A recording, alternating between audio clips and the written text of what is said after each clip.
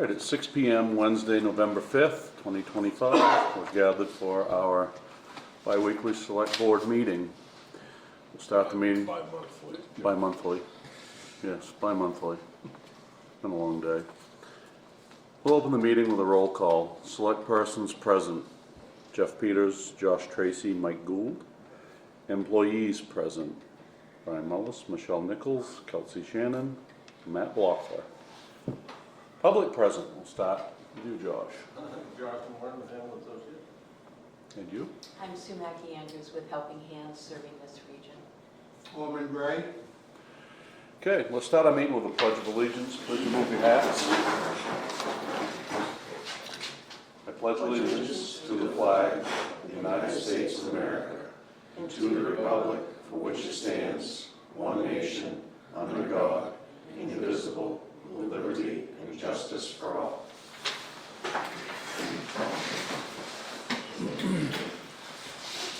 Okay, we'd like to start our meeting with open session.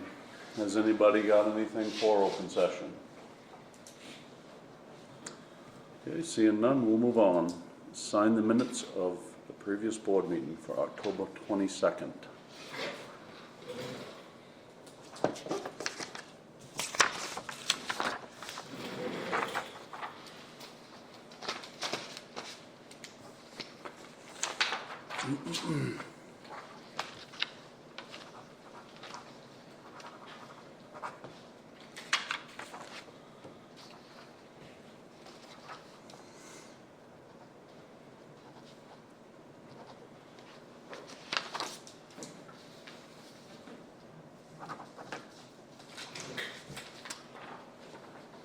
Okay, move on to item 4. Payroll warrants 84 and 85.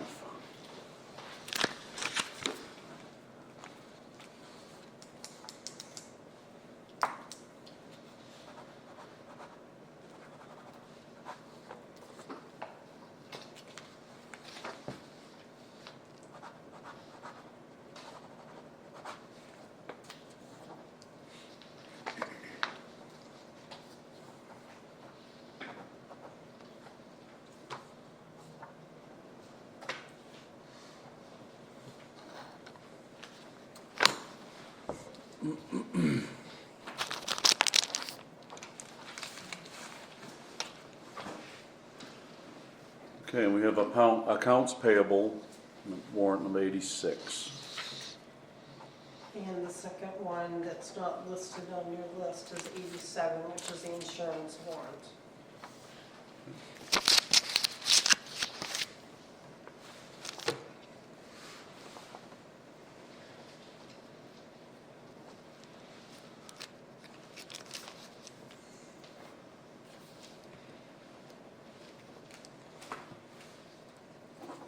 Okay, for any that didn't hear, we also have warrant number 87, which is municipal insurance.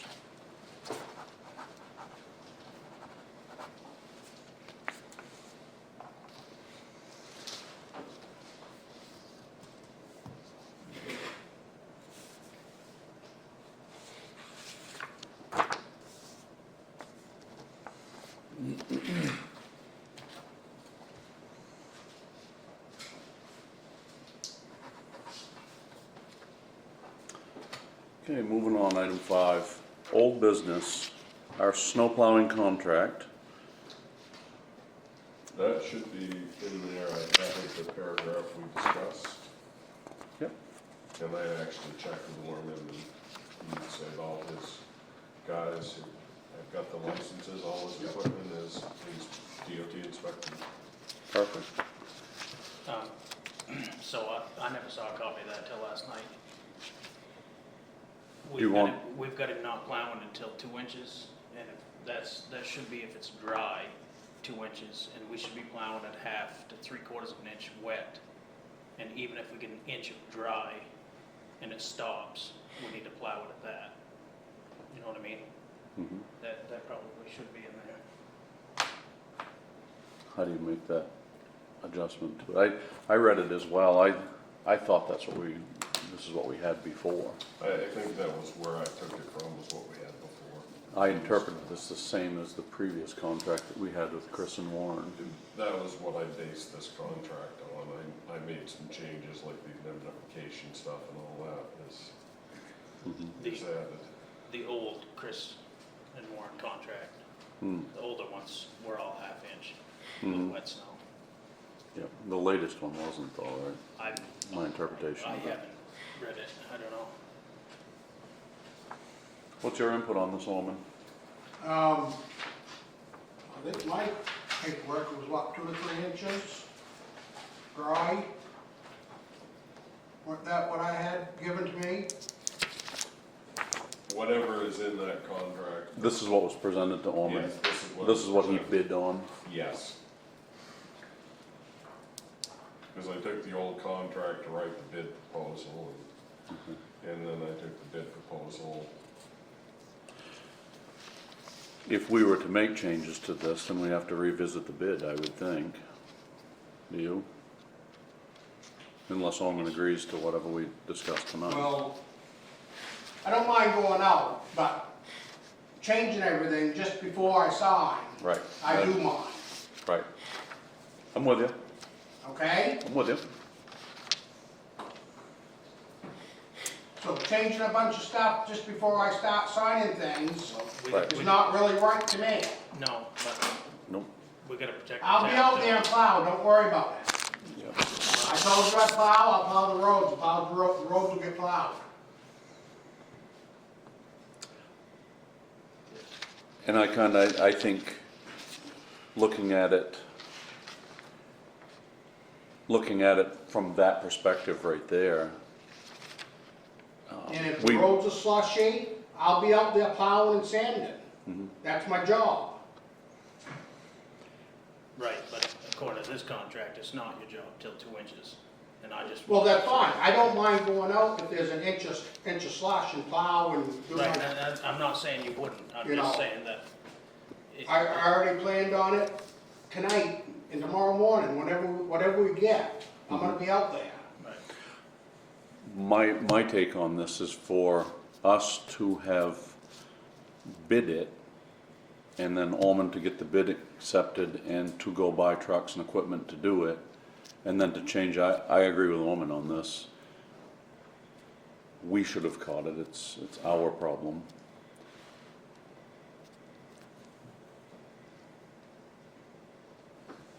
I read it multiple times, and I think it is pretty inclusive. No, I think the rest of it's great, I just, Yep. I just think we're at we've gone beyond the point of making any changes to the verbiage, because he bid it with this verbiage is how I feel about it. But the other side of it is, I don't wanna sit here and feel complaints from people that they can't get up the hill. well, then we gotta take the So- CDL stuff out of it, and I mean, if that's the route we're going, the verbiage we changed last week. Well, but the reason, this verbiage right here, the personnel, that's just making sure that it leaves no loophole for anybody to come back on us. I know what it is, but it wasn't in the bid. But I also checked with Orman before I added that. Right, That part I don't care, it's, right. And that one was just a common sense thing, so that if you was to have an accident while you was plowing and somebody didn't have a CDL, and they were driving a 35,000-pound truck. Our indemnification paragraph covers us anyway on that, Josh. Right. No, I'm just making a point that Hmm, if we change it for one, we ought to change it for another, but if we ain't gonna change it for the other, we shouldn't change it the first time. yeah.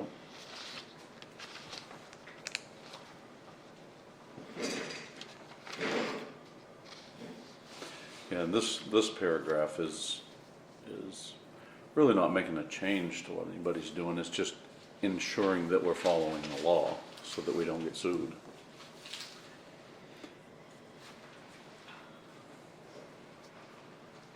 Any other discussion on this?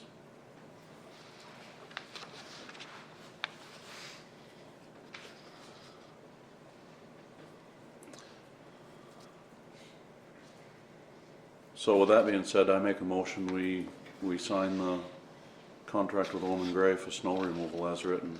Second. No further discussion? Vote?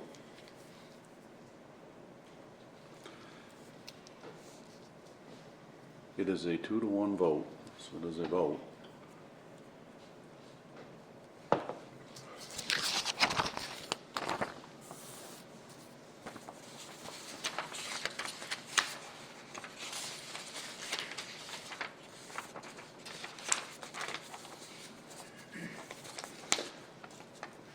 And Norman, I hope that with this conversation, it's just, you know, There's Use- nothing use- wrong with me. I'm gonna be out there plowing just like I told you I'm gonna be. yep, use your judgment and do us a good job. The trucks are gonna be out there plowing the snow. Sand. I said I get them plowed and sanded, and that's what I'll do. Yep. Well, you've proven it by a mowing contract. Very pleased with that. Yep. Well, the plowing I hope is just as good as the mowing.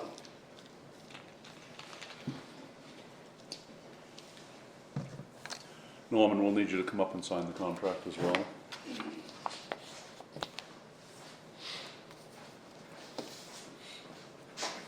Right there.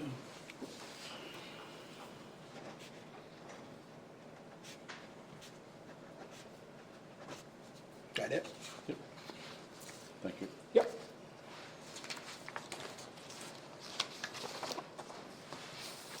All right, moving on. New business. First item is Hamlin Associates, and this is to be a discussion on the state valuation. Yeah. Josh, you got the floor. This is the new state valuation, the most recent one from the state. Town's gonna be at 84%. 84. Yep. We can, the state will let us go 10% higher, so you can certify at 92% this year. Okay. Because I saw the the figure that you had with, had given me an email is 92%. Right. 84 times 1.1, we can certify at 92%. So what that means is we're gonna drop everybody's homesteads by that percentage, veterans, any state funding coming back to the town, they're gonna reduce that by that 8%. Which I was hoping wouldn't happen, but you know, the market's been crazy. The thing that makes me a little worried about the sales ratio is they have no, and that would be this page here, they have no 2025 sales on it. Every other town that I've been working with, I'm seeing even 2025 sales selling for high prices. So I'm thinking probably next year, we could probably expect to drop another 10% roughly. That's just an estimate, there's no guarantee to that, I don't know. But that's the trend that's been happening in all the towns I work with.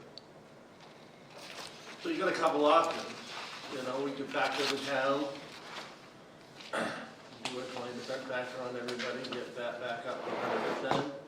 Everybody will still get their full homestead values. Or we just do nothing and wait, see what happens in the next couple of years. I have a problem with that because once it gets to 50%, we're gonna play merry old catching up. Right. You know, we've been in that position before, I don't wanna be in that position. The people that get hurt the most, if you do nothing, is the people with homesteads, because now they lose that 8%. So their taxes are gonna go higher, where everybody else that don't have a homestead, their taxes should stay about the same.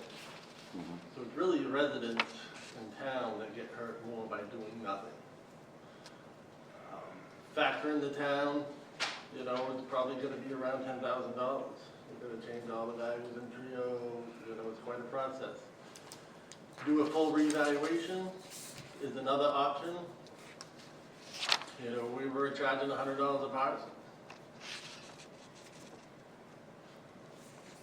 You know, you're looking at $80,000. I don't think you need a full revaluation.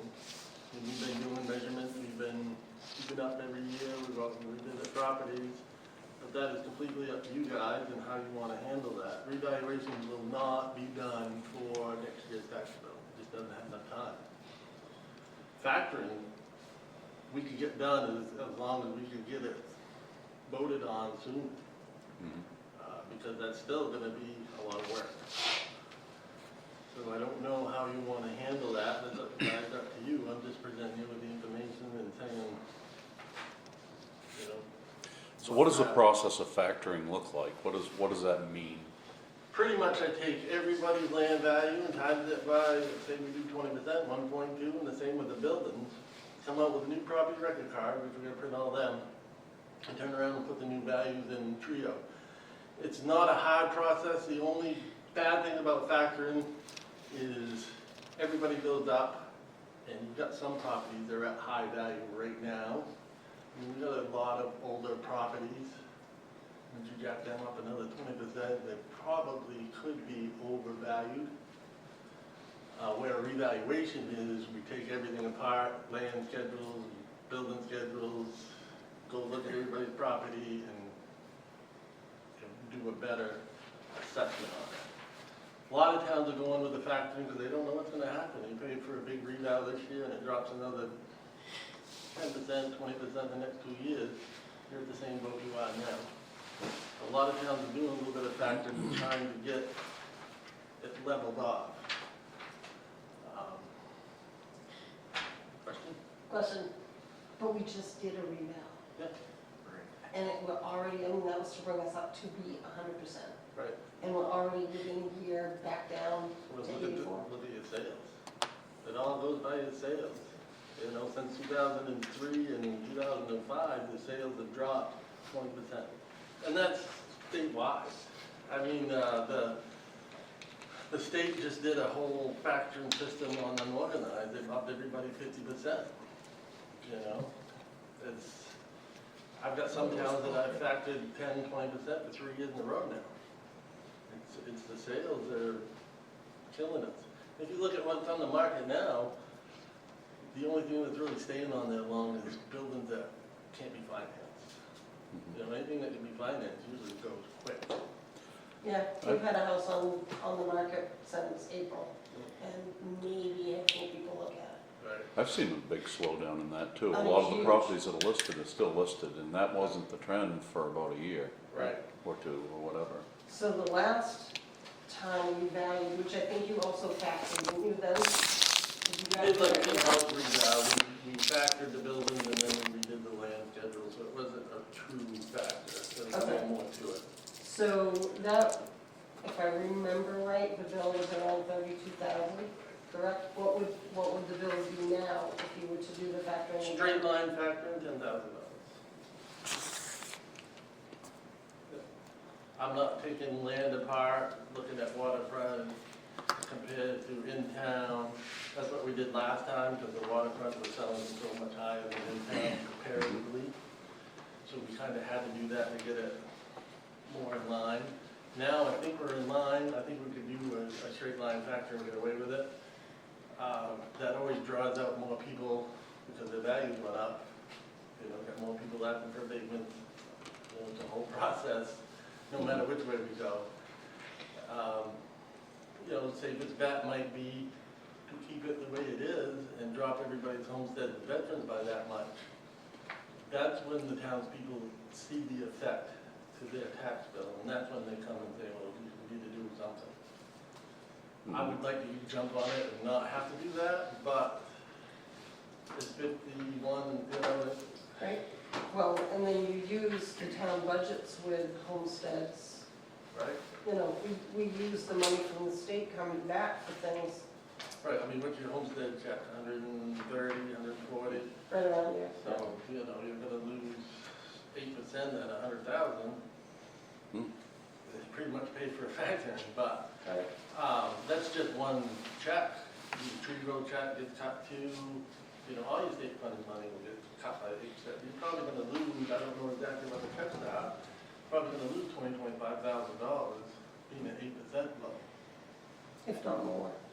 which is not a big deal because it gets absorbed in the mill rate. But it's the people that pay the tax bill that make up that absorption,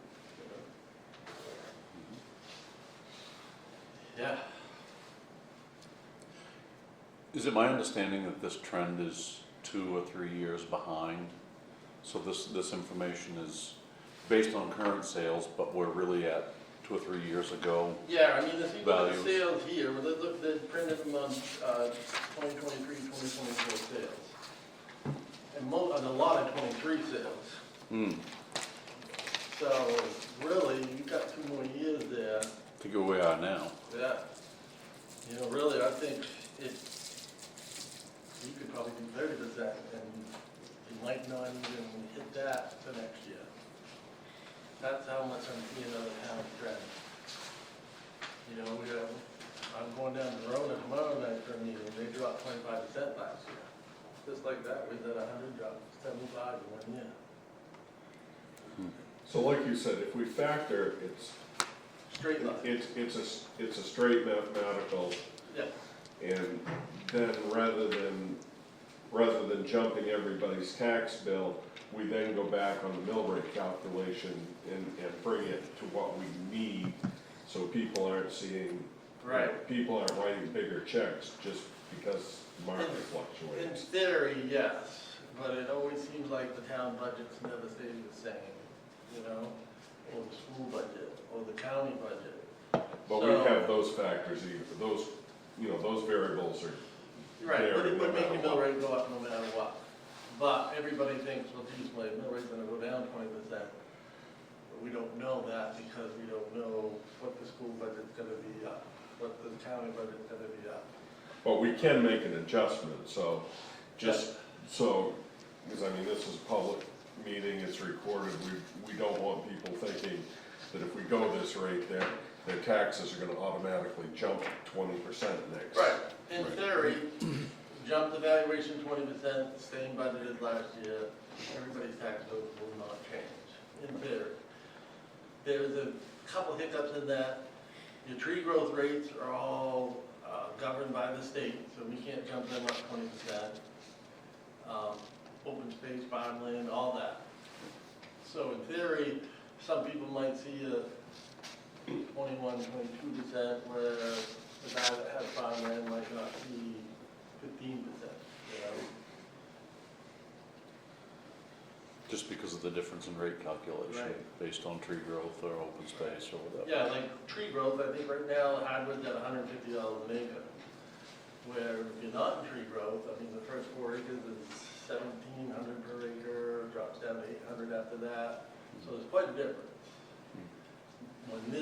When people not in tree growth go up and these guys stay the same, these guys are not gonna see a big difference. Mhm.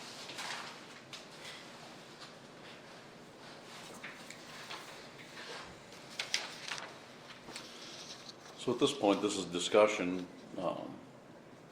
Does anybody have any questions? I'm back. Michelle? So, how soon do you need an answer to be, you said it won't happen for the 2026 year. For the factoring, you could do it, as You long could. as we know soon, because Within- you guys like to commit in July, so, That's the goal. That you is, know, if I know by the end of January, that would give you enough time, because not only do I factor everything, I prove everything out too. You know, because once you start messing with computer or programs, you know how that works. I do. So I gotta go through every record and prove it out, that's just how I do it, because I don't wanna get the less abatements that we can. I just was kind of playing in my head as to, so if we did the factoring, we could do it for this year if we needed to, depending on what the board wants to do. Right, that's what Okay. most towns are doing, is doing the factoring and hoping this market levels off. And then if we need it after that, excuse me, then we can, talk about a rebound later. If it holds the market with the factoring for a long time, then we're golden. that seems the most logical to me. Yeah, it does to me too. So how would the process look? We would just notify you that we'd like to do that, we just make a vote and away we go? Yep. I can write up a little contract, so you guys can sign it and you have that too, just for insurance that I make sure I do my job more than anything with it. How that goes with towns and the contracts and having them cover your butt.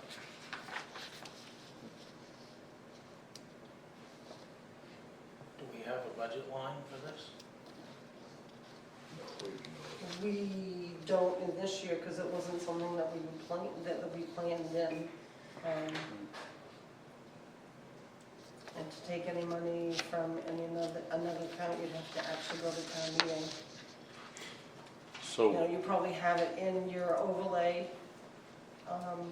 You would have it there, but you'd have to get permission from the town to spend that overlay, I believe. an actual town meeting time is too late for you to get it done, correct? For this year's tax, we have. Yeah, the March town meeting, it would have to be a special town meeting to do it. Right. Yeah, because you do your March and you guys submit in July, and you do your. I was gonna say, that's not gonna give you enough time. Right, I mean, we can try it, but. And how many records do you have? Do you have any idea? Over, close to 1,000, 980, I think, 980. Okay, that's what I was.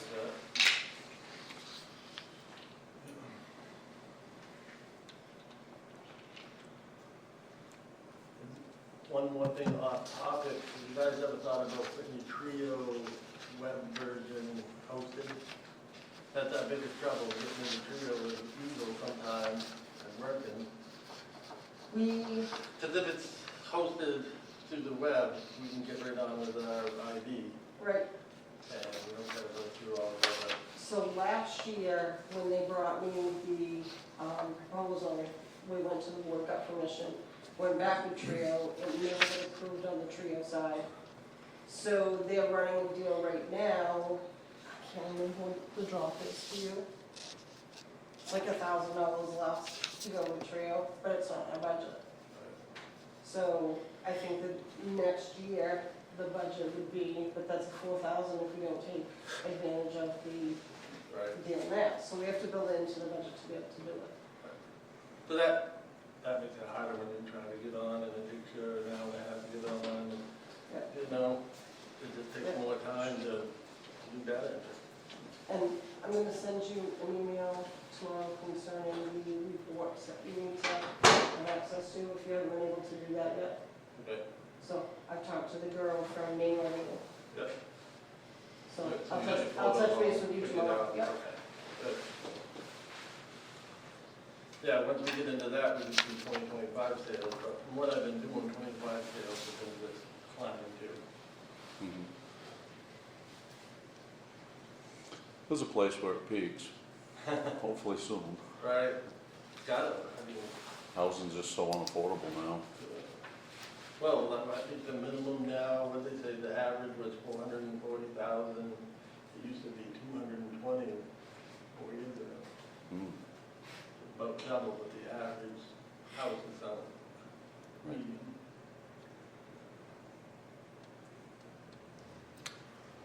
Anybody got anything further for Josh? Josh, got anything further for us? Well, that's about it. I mean, what do you guys want to do? If you want to talk about it again another week, just let me know, up and down, but kind of, you're in the same boat as the 20 towns I work with. They're all doing the same thing, Yeah, trying to get by the hump. yeah. I got a meeting with Kingsbury, So I'll see you talk about the Sunday. same thing, Verona, and then, you know, tomorrow night, so it's not just you guys, it's the market. Right. Well, thank you for coming over, Josh. Yes. Thank you. No problem.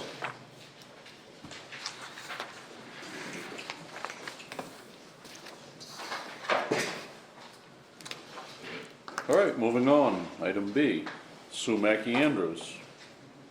Hi. Thank you, Josh. That's gonna help me get. I think Sue, if, is it okay if we connect it there and have it there so the board is looking Sure. this way? Yeah. Are you okay with presenting that? Yeah, I can go up next. Better get my glasses dug out. So can the room see right up to move the walls?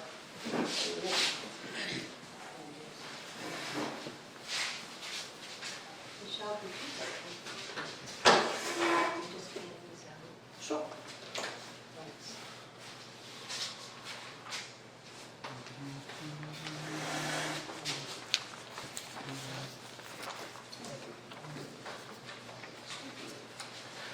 If you need anything else yourself, is there anything like, noise or anything, music or anything like that? No, I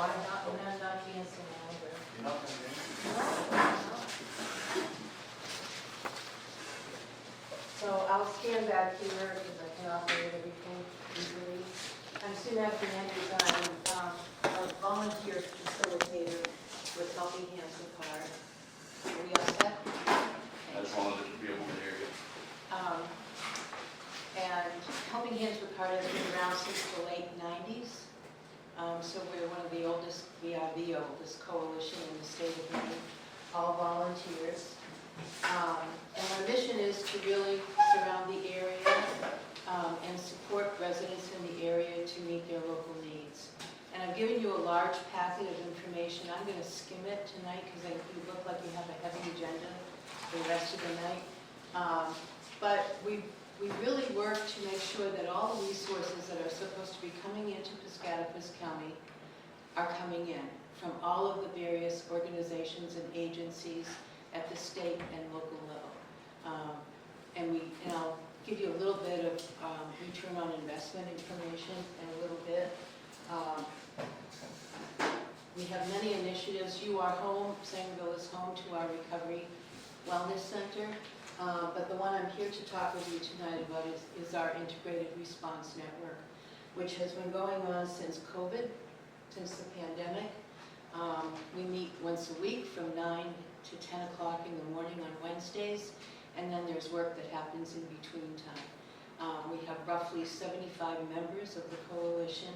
About 45 to 50 are pretty active in what we do. So we know that the Maine Highlands, and this is our region that we serve, and it goes back about 50 years. It's the partnership between the area schools, so our 5 school districts, Greenville, Guilford, Dover, Milo, and Dexter. So it covers some towns, a few towns in each of Somerset County and Penobscot County, as well as all of Piscataquis County. And we are the oldest, poorest, and sickest county in the state of Maine, as all the public health materials describe us. The highest percentage of population in our county are older people, over 65, followed by persons under 65 with disabilities, constitutes about half of our population. And our youth, people under 21, constitute about 20% of our population. So the one point I would make with that is we don't have the replacement factor for all of us who are out there working right now to keep everything going that is going, which is a concern to many people when we look at workforce development. And we know our history. From about 2001 to 2014, we saw our mills go down. We saw them all go down. And in 2020, we got the pandemic. And it really, we have not recovered from the pandemic impact that we experienced up in this region at all, in many, many different ways. So these are some of the facts about this. We are one of 2 counties east of the Mississippi that's categorized as a frontier county, which means we have fewer than 6 residents per square mile. That's important because it's really hard to get services out to people. We have no public transportation system. Our transportation system is piecemeal patchwork with Penquist and with private drivers. In our whole region, we serve about 24,000, 25,000 people between all of the districts, and it's about 2,300 kids in all of the 5 school districts. It used to be much bigger. When I first came here many years ago, almost 50 years ago, we covered from Jackman to Newport and everything in between. We had to downsize as a consequence of lots of things. Our assets are our people. They are some of, as you know, some of the hardest working people that we've ever seen. They're immensely dedicated to this region, and they have been severely affected by the manufacturing loss. What I remember seeing and having reported to us was it wasn't just one person in a household that got laid off. It was 2 and 3 and 4, and it affected multiple generations, right? So I want to introduce you to ALICE data. ALICE are people who are asset limited, income constrained, but employed. There are low wage workers. And what we know about our two counties, and you have a chart in your packet. If you flip over the top page. I created this chart so that the communities could see, and this is really pertinent to the conversation that you just had about your tax base, right? If you look at this chart, which combines our poverty level with ALICE data by town. So unfortunately for Sangerville, we don't have ALICE data for your community. It's not broken out that fine. But if you look at the ALICE numbers for the communities of Guilford, Dexter, Harmony, Dover, it's about 50%, 50 to 54%. The next page in your chart shows you kind of the by rank order, the level of combined poverty and ALICE people. And what you can see is, for a large number of our communities, half or more, as much as 75% of our community population are either in poverty or live at its edge. And conversely, what that means is there's only about 30 to 35% of people who have financial capacity to help out, to pay their bills, to donate to local causes, that kind of sharing of the wealth. And it's significant for us, and we need to understand this, particularly as we see budget cuts coming, because they are affecting people in poverty and people in ALICE households.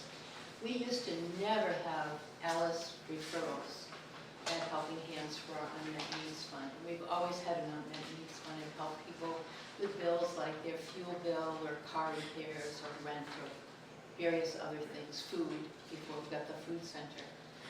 We now get about 50% of our referrals are ALICE families.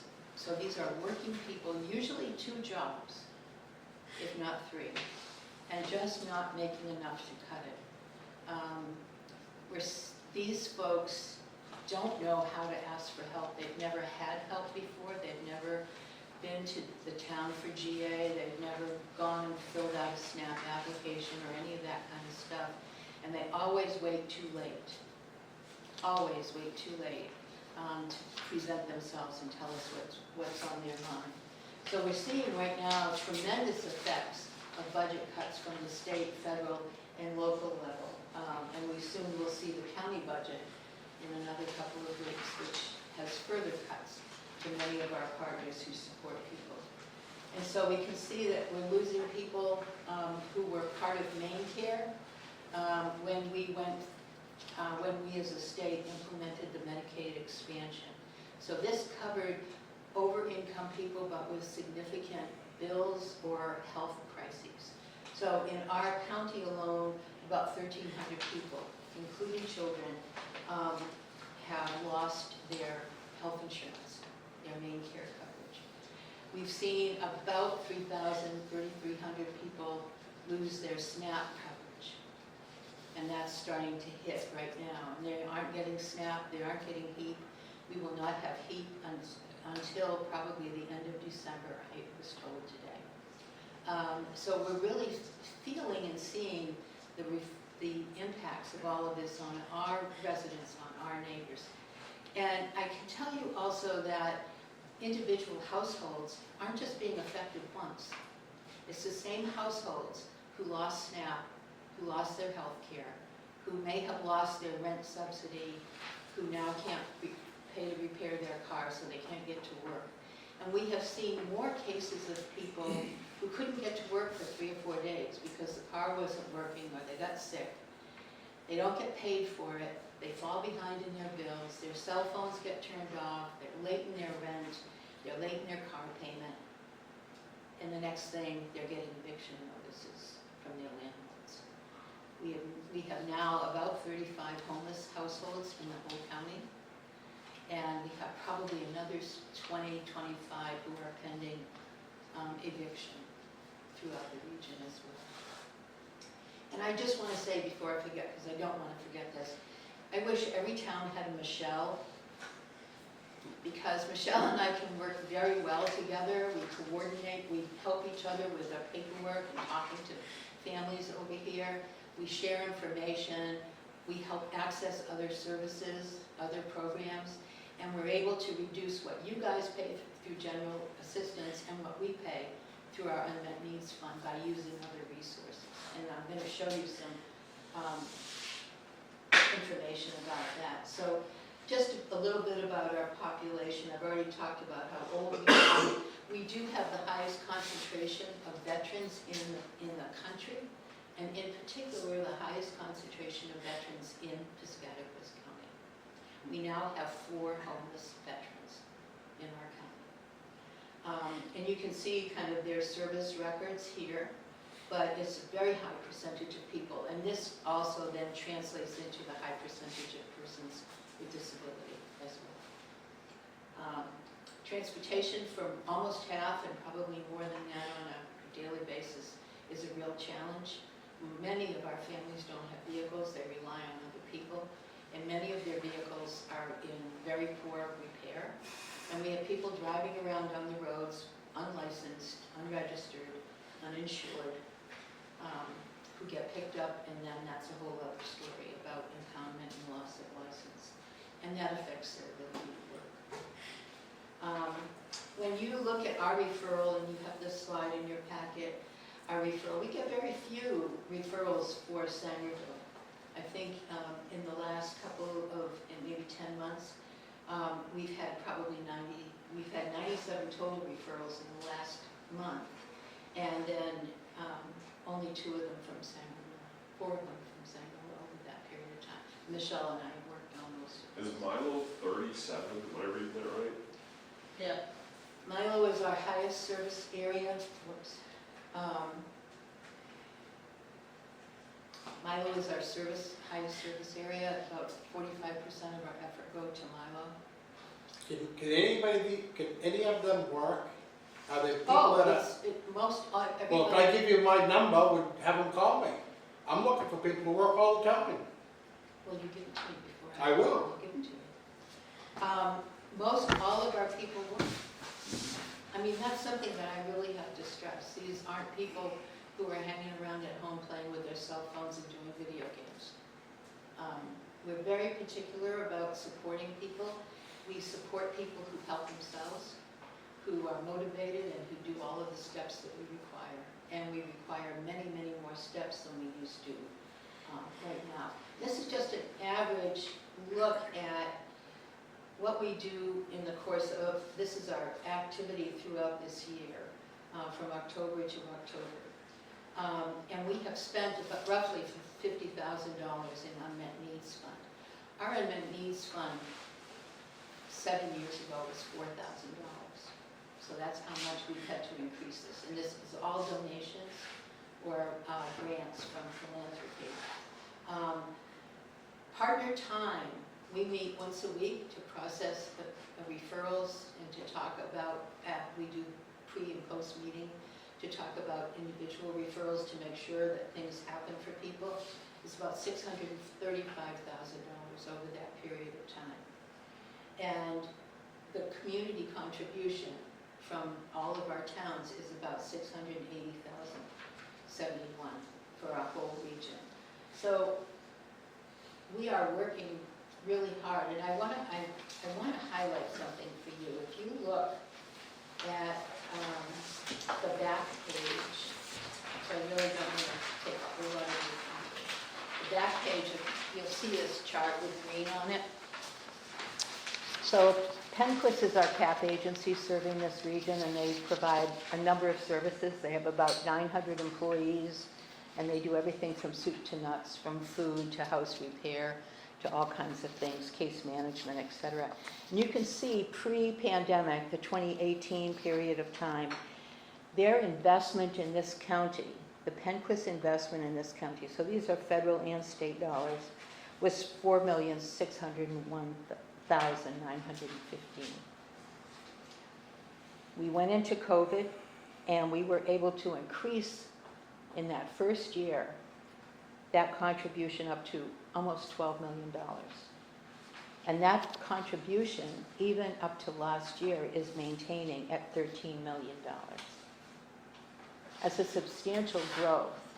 And the reason that that's happened is because we bring the attention of these providers, almost all of whom are based outside of our county. We have no state services in our county, except for Fish and Game. And people either have to be on the phone, on the internet, which doesn't often do anything for them, or go to Bangor. We have DHHS coming for family independence once a month to Penquist, but we have to work to get people there with all of their documentation. So it's not easy to get on public programs, and most of our people are too proud, quite honestly, to go through that process. So I just want to go through this really quickly, because this also has some pertinence to what you were talking about. So this is and if you want any of this background data, Brian, to share, I can give you all of these reports. I didn't share them because they're voluminous. So this is a report about housing in Piscataquis County. And I don't know about you, but during the pandemic, we live out on the lake in Quebec and in Dover. And I kept seeing these out-of-state cars coming up and down the road. It was like a parade. Wyoming, Arizona, Texas, whatever. Well, in 2000, almost 80% of the houses in our county were owner-occupied. Almost 80%. By 2023, that was down to 42.6%. So who's in those houses? Do you know? Airbnbs. Or rents.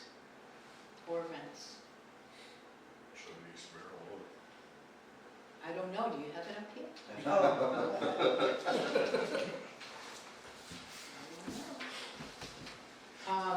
But we're seeing exorbitant rents for people. Outrageous. Do you want to, I mean, what have you seen? Because you're online in Centerville. The one has been the highest is $1,600. For what? For everything included in a 2-bedroom apartment. That's generous. So the trailer parks in Milo and in Dover and in Dexter, those trailers rent between $950 and $1,150 a month, Nothing included. nothing included. So you're paying about $500 a month because it's all electric heat going out the windows, because they date back, those units date back. I've been in ones that are as old as 1978 was the oldest one I've been in. A lot of them It just shouldn't the be. lot rent's like $400 or $500, who's that quote? Just the lot rent, Yeah, it's bringing your that's right. own and having Bringing to your own. pay everything else. Yeah. so. Yeah, so we have a huge housing crisis here. I bet, what's your percentage of empty and abandoned houses or foreclosed? I honestly don't know. Well, tonight we've got 3 foreclosures. One being a seasonal camp and the other 2 land pieces. But we have a lot of empty houses. I served on economic development for 9 years, and I remember Tom Goulet, when he was town manager in Guilford, used to come and rant about 56% of our houses are empty, abandoned, foreclosed, whatever, and they're just rotting. And what we investigated at the time was the mortgage companies would hold those houses for 6, 7, 8 years. And what happens to a property when it's not habitated and it sets? Goes downhill. Goes downhill, it rots in place. And so the town ends up having to take it down, spending that money to take it down. But this is important for us to understand, because it's jacked up everything. It's taken out rents that were available for people, and made them impossible for many people to survive in. So we see, So we see increasing numbers of homelessness in our area from 1 to, the largest families we've had are 8 members of a family. Often they're multi-generational, 2 and 3 families. The one that we had was 2 gens. There is not rental housing for people to rent now. And what is crappy. Well, and the problem is that they don't have a job that pays enough to pay their rent, so then you end up, it's catch-22, they can't get They ahead. can't get ahead. They can't get ahead. So the lack of housing is a significant issue. The age of our housing is significant. There's another page in the report where it talks about we've only had a 4% growth in the last 5 years of new home builds in the county. So you're looking at houses that were built in 1925, 1930 that are still being used. So the rents continue to escalate, and in these trailer parks, they're now charging people for water and sewer on top of the rent and on top of the electric. Trailer parks in Milo and Dexter, probably 70% of these trailers should be condemned because they're not safe to live in. I absolutely agree. And I've talked with the managers I've been in there. most of them over the last 30 years. Yeah, and I've talked with the managers there about this, and, you know, and both of them say, then we have a homeless family, then what do we do? So it's a terrible situation all the way around. So we're preventing our homeless situation by bleeding the taxpayers and bleeding our poor people so that these guys can line their pockets. Who mostly are out of staters with local management companies. Some people have asked me where the homeless people are living. They're living in their cars. They're living in the woods, even in the winter. We've had some men who have lived, we had one young man, 22, who lived in the woods in Dover for 3 years, 12 months a year, froze his butt off. You see, that's what I was talking with a guy up in, he was looking for work, he was looking for a place to stay. I offered him some work, I offered him a place to stay, and then he wanted me to pay him, then he wanted me to give him a company pickup, he wanted me to do this, and I said, what world are you from? The number of people that you're going to run into like that, seriously, are few and far between. The majority of people that we have encountered, and it's in the thousands, sometimes more than once we serve somebody, they have worked hard to get what they have and to keep what they have. And you and I may not think that what they have is a lot, but to them it's everything because they've worked their lives for it. There are some unreasonable people. There are some people who are going to take advantage. No matter how tight we are with our processes, they're going to take advantage of us. But you know what? I'd rather let one person through than make the process so hard for everybody that they can't get the help they need, or that we make it so prohibitive that they don't try. I seriously am concerned about our region, particularly about the heat situation. The population that I worry about the most is our older residents, because they are just trapped. They are trapped. They can't move, there's no place for them to go to downsize or to relocate. Many of them have no family locally. And we're working with the sheriff now to start a check-in system so that people could sign up and be called every morning and have a sheriff patrol go out if we don't hear from them or if we feel that they're not safe. Transportation is a huge compromising factor for people. They can't get to where they need to be easily. And so the costs are increasing and the benefits are decreasing. And about 65% of our population, we believe, struggles to make the bills every month and likely doesn't. They're juggling what to pay and how to pay it. Who to make happy this week, and then go until the next week. And so one of the things we've done is we started planning for what's happening now with SNAP and with heat and with housing. We started planning a year ago, this past October. We've had day-long meetings talking about options.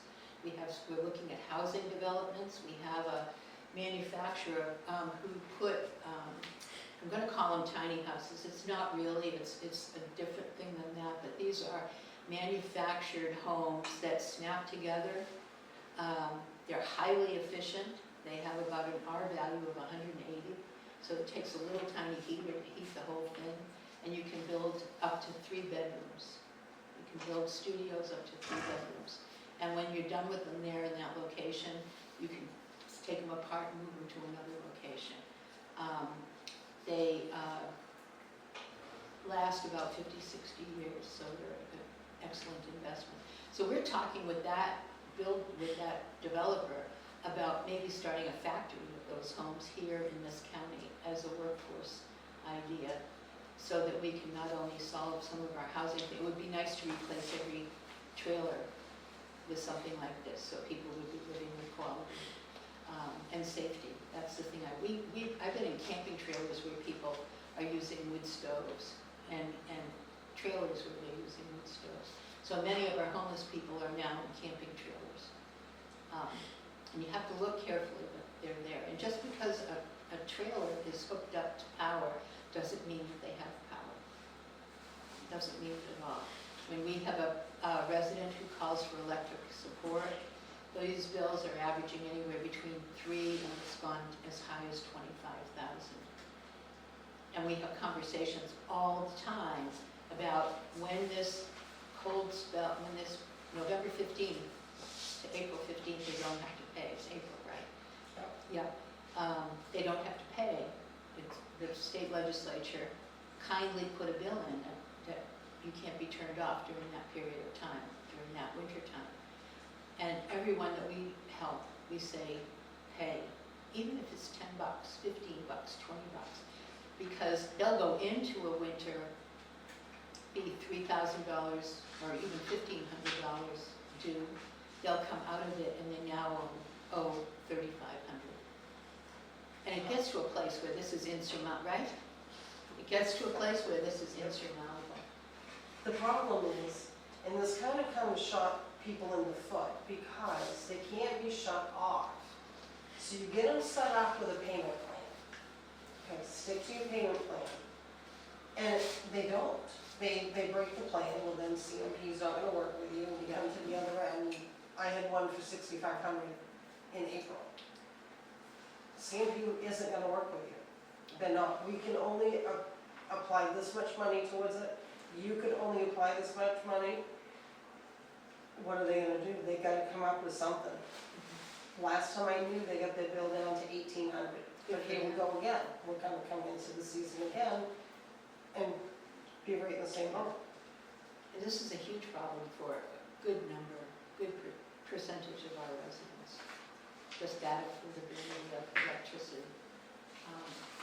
So some of the things that we're working on is we have a partnership with the Bangor City Homeless Shelter, and we're working to raise some money to hire somebody that the Bangor City would put up here who would be permanently dedicated to Piscataquis County to help with our homeless population. It's very complicated, very time intense, and it just is beyond our capacity as a volunteer organization to manage. We also want them to work on the supports that we need for people. Like right now, it's so cold in some folks' houses and they have run out of fuel oil, and there isn't a drop of assistance available unless they go to the town, because we've run out of money. They're cold, so the towns have to open up their day warming centers, which isn't a great solution because now you're going to go home to a cold house at the end of the day when they close the center. And again, we're looking at creating tiny home communities throughout the region to get people housed and at least housed safely. So our work through the hub has been to really bring our resources together. We bring visibility and we hold other organizations accountable to supporting our residents. We've identified gaps and we work to develop them. Like when we worked on recovery services and created a partnership with the hospital, we expanded treatment and then worked on establishing a recovery center. So because we have no services, our organization is the hub for all referrals. And so towns refer to us, law enforcement, social service agencies, PennQuist, the whole gamut. About half of our referrals are self-referrals from people. And word of mouth is our best advertisement. We don't advertise our work because I'm frankly afraid of what would happen if we did that. So these are just our expenditures. 116,000 to date since 2020, and we've served 844 households with that money. This money probably is matched by another $25 to $50 each dollar by other agency and organization contributions and supports. So what we found is we have an incredibly generous population. People in poverty are the folks who are the ones who are most likely to give. We had a little lady before she died, she'd send me $5 in an envelope every once in a while to pay back what we had given her to support her.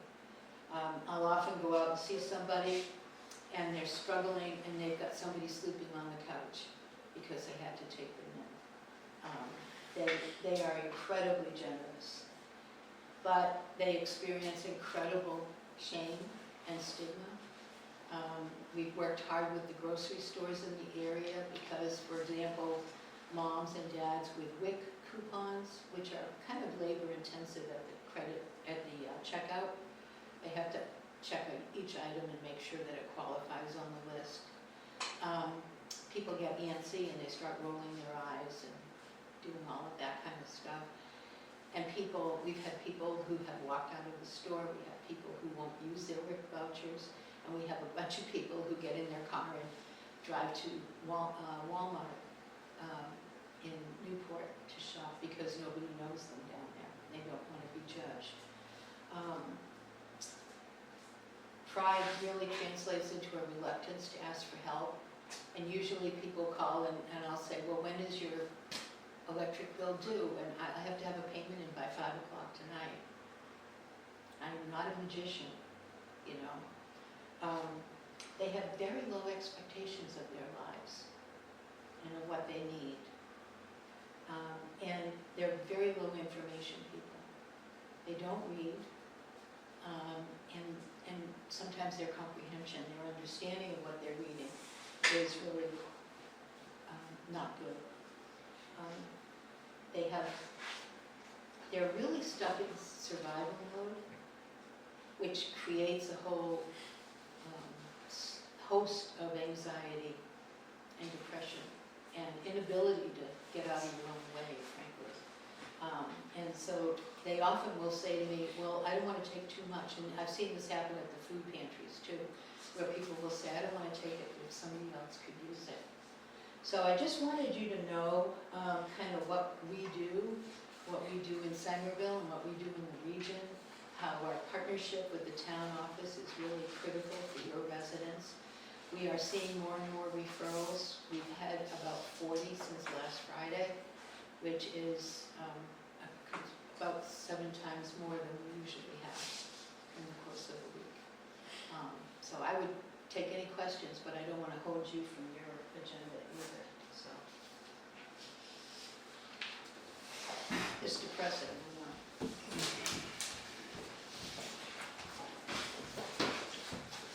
Thank you, Matt.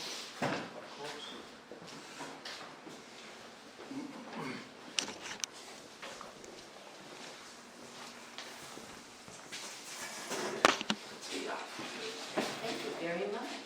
Thank you, Ellen.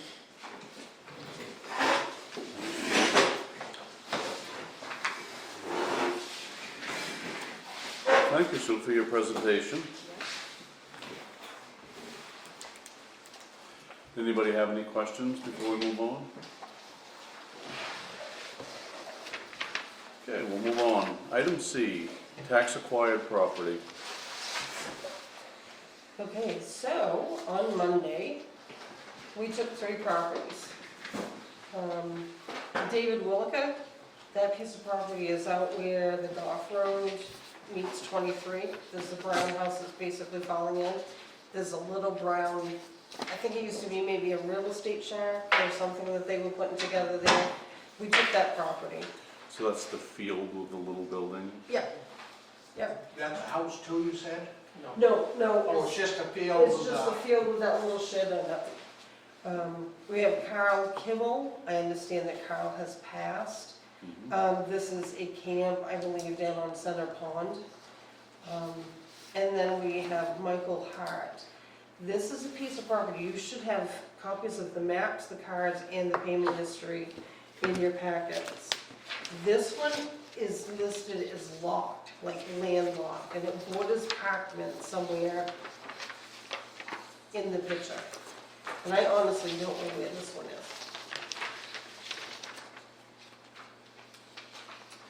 The next step for us would be, well, for me, is to send a letter telling, I'm gonna send one regular mail, because some people don't pick up certifieds, and the other one will be certified, and then I can come back to you next month and say, this is where we are. We still have no contact with these people, and then it will be up to the board to decide what we do next.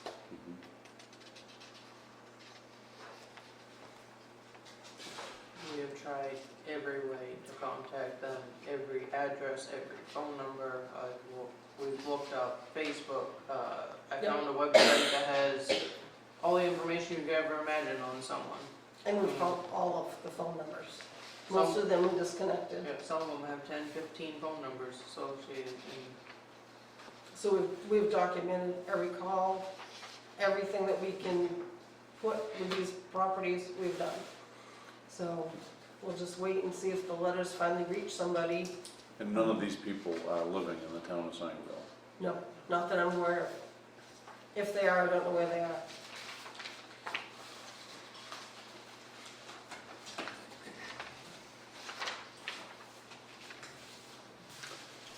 So those letters will be sent this week, Yep, they'll go out tomorrow and then we'll just revisit this at your next meeting. at our next meeting. Yep. So- I would think by then we would have either mail returned or Right. something. So at this point, this is just informational for us. Yes, it is. Okay. All right, moving on. Item D, Androscoggin Bank. Okay, so we have this 400,000 that is designated for the building next door. And it's just sitting in, not in reserve fund, it's just really sitting in our checking account. It's got its own account number, but what we would like to do is actually take that $400,000 out and put it in its own savings account, so it would have a bank statement of its own. And I asked Androscoggin, how is that gonna affect our sweep money, because it sweeps in and out? It's not going to.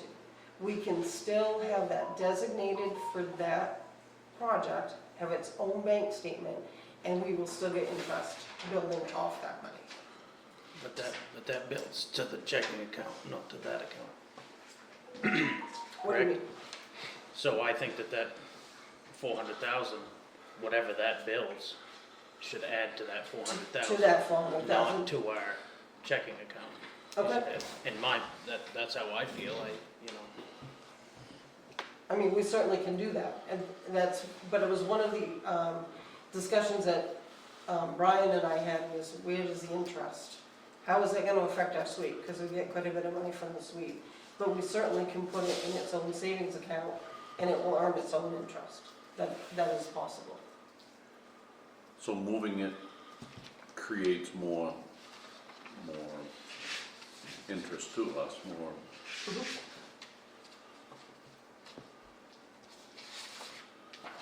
I think I'm with Josh on that one. Do we need to make a decision on this? You do, I have to have a vote. I can't open an account without the board's vote. Okay. And that's what we would be doing. We would be opening accounts specific for this 400,000, and it would come with its own bank statement. So being a savings account, when we have a bill that's due, you'd have to transfer from savings to checking Yes, and cut a check. yes. And if we made our own checking account for it, it probably wouldn't sweep with all of it. It would, well, it sweeps, it does sweep all of it out to capture the interest, then it sweeps back in, yes. But yes, before I moved any money out of that savings account, the board would have to give permission for me to move it out and put it, so I can pay a bill. So you would know every time money came out? But you essentially do that anyway, because every penny the town spends, you have to approve. Right. We probably ought to get a motion on the table if we could make motion on this. I'd make a motion that we, put the 400,000 for the town hall building in, savings account. I second that motion.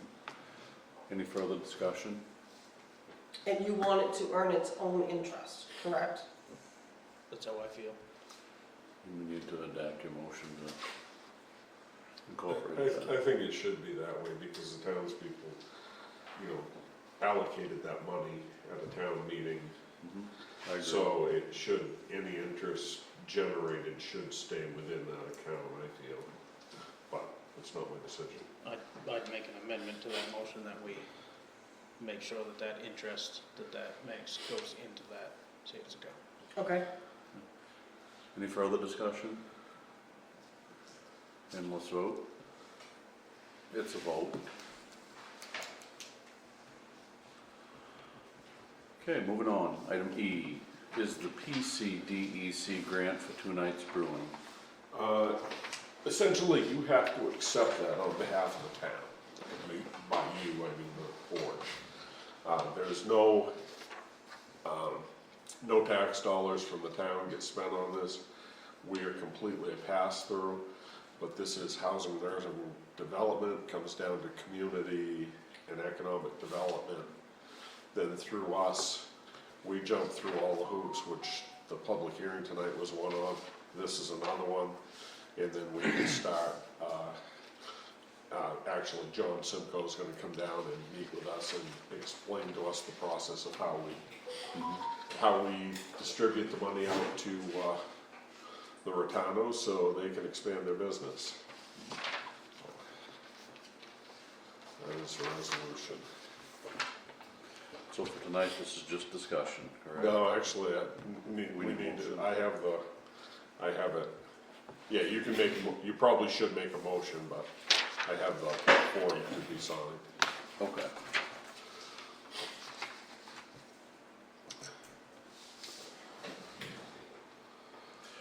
Make a motion that the board moves forward with the acceptance of the grant money for the PCDEC grant for 2 Nights Brewing. Second. Okay, further discussion on it.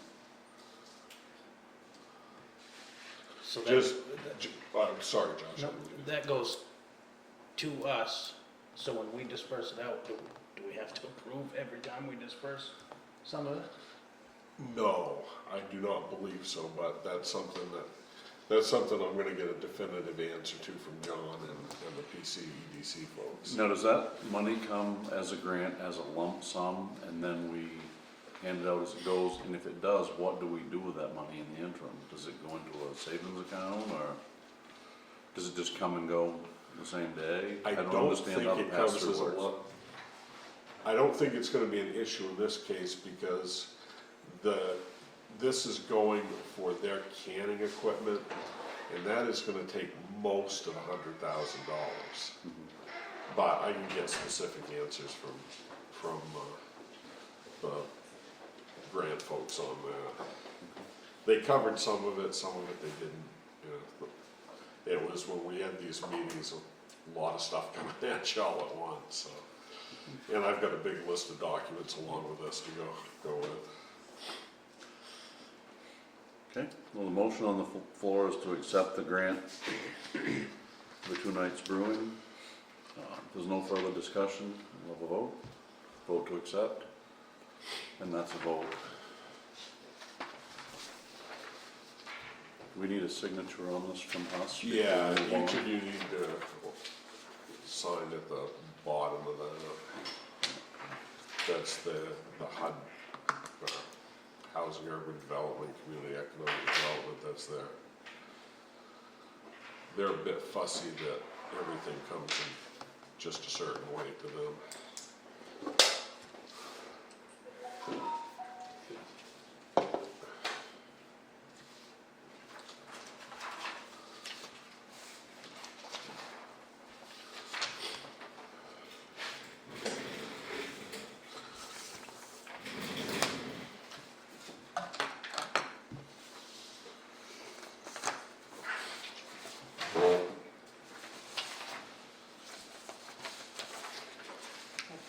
separate pages now, that way we don't get charged double when we send them to the registry. Okay, moving on to item F, cemetery deeds. We have 2 deeds for the board to sign. The first deed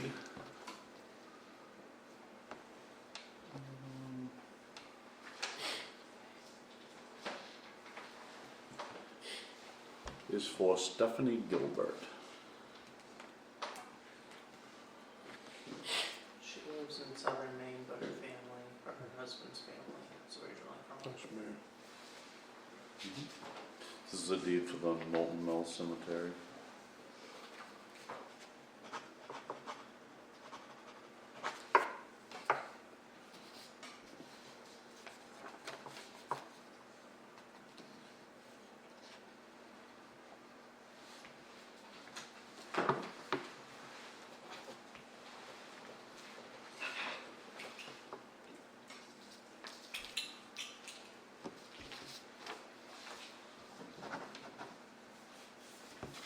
Okay, and the second deed, also Knowlton Mill Cemetery, is for Alan and Diana Bray.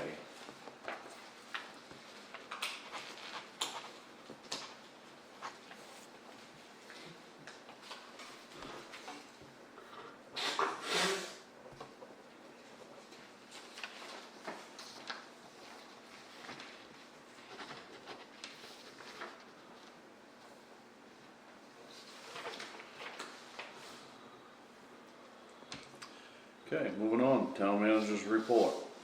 Okay, town hall update, nothing new to report from the roofing contractor. They've gone back into silent mode on me again. Maine Historic Preservation Grant, that has a due date of December 6th. We have begun working on it, however, there's only a sample grant application on there.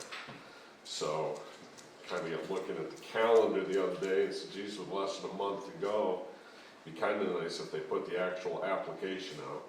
So I contacted the state and they said it's going to be out this week, which probably means mid-November. But I have been in contact with Steve Gavoni. He's working on a piece of that for us.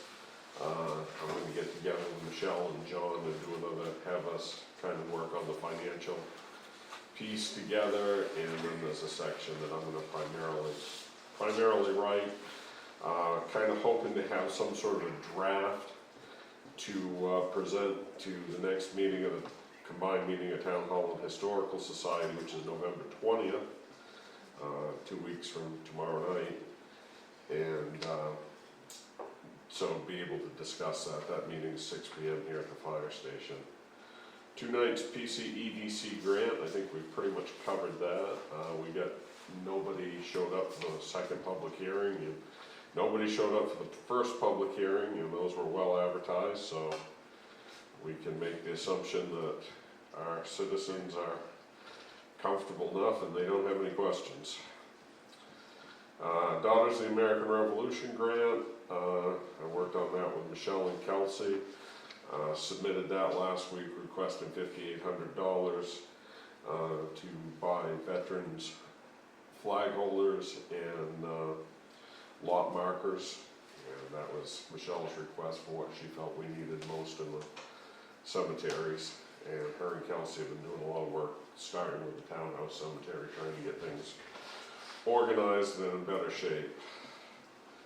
The EMS project, I do finally have my certificate from National Association of Educators in hand. Have talked with the Maine EMS Education Coordinator. Should have my actual license back within the next couple of days. I just got to jump through a couple more paperwork hoops.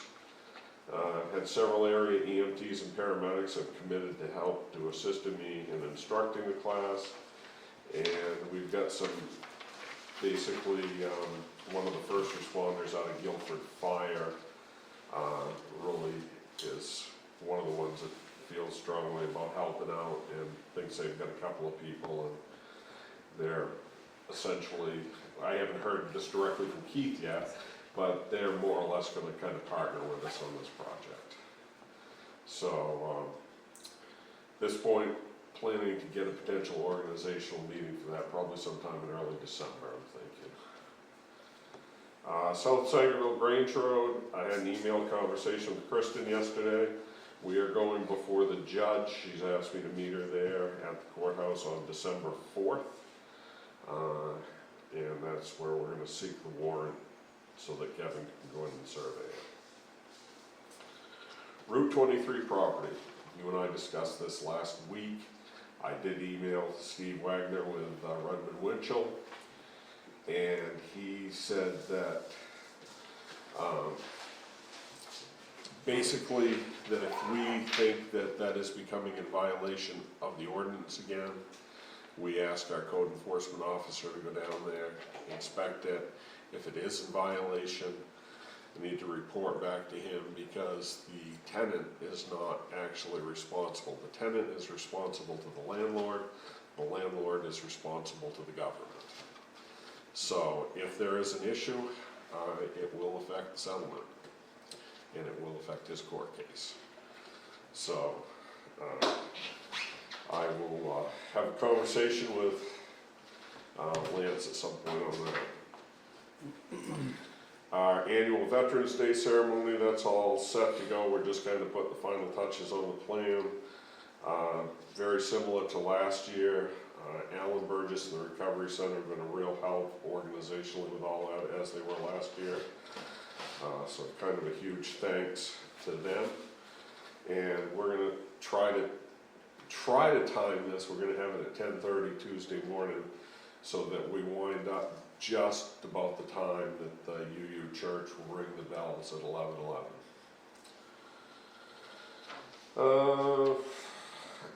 Community Event and Beautification Committee, Drew came in the other day. I talked to her for quite a while. She's got some great ideas, and we've set a date for the first meeting of that group. It will be November 17th, Monday night, 6 p.m. here. She's gung-ho, ready to go. Smart young woman with some great ideas, so I've got high hopes for that group. Road Commissioner report. Winter sand and salt pile is all put up and covered. Silvers Mills Road, we repaired and replaced, ended up being 3 culverts. One of them we actually just took out and replaced some material in. Flanders Hill Road, working on that. We've got, I think it's gonna be a total of 5 culverts replaced on that. And did a little bit of ditching, and we've got a spot there where there's a spring right in the middle of the road that causes a mud hole every year. We're gonna try to get some material in that to kind of ward that off so that we don't have a mud hole there in the spring. They're working on that this week. We learned we can still get coal patch out of the pipe plant in Sydney, and so we're gonna have Scott go down and pick up a truckload or 2 of that, patch the culverts on the Silvers Mills Road, fix a spot where we tore up Honeywell Avenue last spring winter, and do some other potholes and stuff around town. And we've had some beaver activity on the Burrows Road, and Ben Neese is up and has got traps set out, and we're on our way to mitigating the latest beaver issue. Didn't we do that last year too? Yes, we did. This will be time number 5. No. What's that? It's number 5, 5th time he's been in that spot. Yeah. That and the Knowles Mills Road are 2, and they're not far apart, probably. I don't know. That is the Norton Mills Road. No, this one's that bog on the Burrows Road. This latest one, I believe. So the Norton Mills Road goes all the way through to. Oh, yeah, you're right. I'm sorry. You're right. But whatever. So yes, but there's 2 separate bogs, but we've had problems in both bogs. And those bogs are close enough together, so it's probably the same family of beavers. Yeah. Come out of the same stream. Yeah. Okay, so that concludes your report. That concludes my report. Okay, moving on, select board concerns.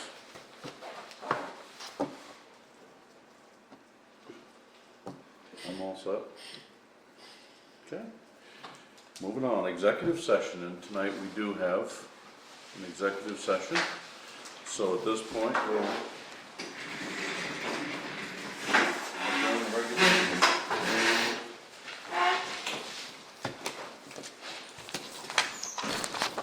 Thank you. Thank you for your Thank you, presentation. Sue. See you later.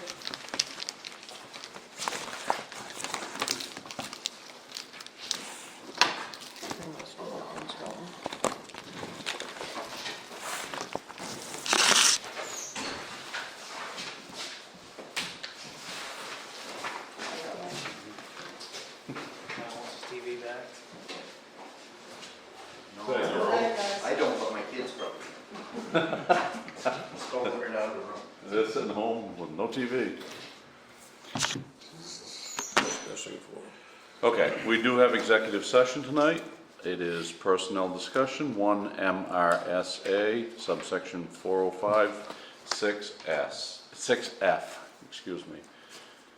The time is 7:26, and we'll be entering executive session. Okay, the time is 8:49. We've exited executive session. In that session, we have discussed the contract with our town manager for the following 2 years. At this point, I'd like to make a motion to sign and accept the contract presented by Brian Mullis. Okay, and any discussion on that?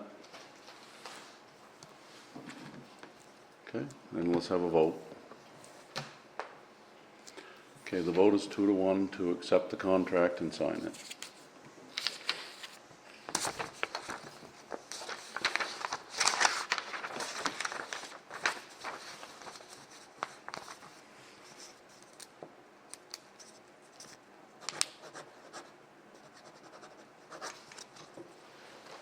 Five, right?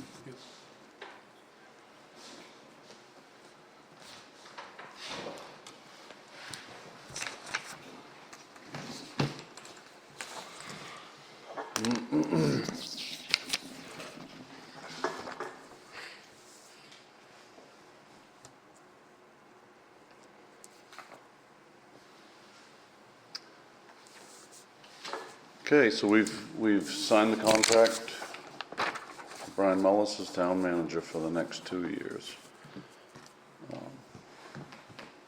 So I've got one last thing to say before we adjourn. Okay. When we adjourn, that will be I'm done, I'm resigning. Okay, so you'll have a letter of resignation, and we'll have to accept that letter.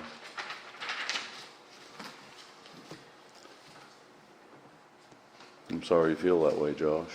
I'm sorry as well, Josh. Don't take this the wrong way, but I don't think you are. Okay, so moving on, item 11. I make a motion, we adjourn this meeting. And vote, we are adjourned.